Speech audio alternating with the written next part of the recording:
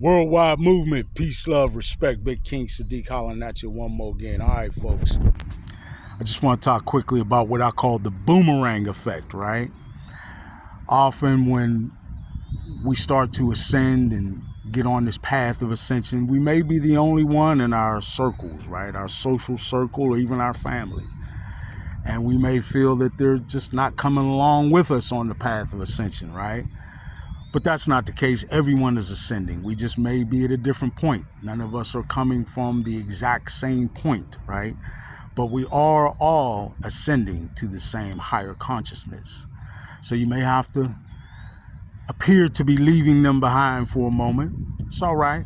It's all right. They're still going to continue to ascend and you'll still meet up with them. Just like a boomerang, throw them out. Let them go, not throw them away, because realize they'll be back.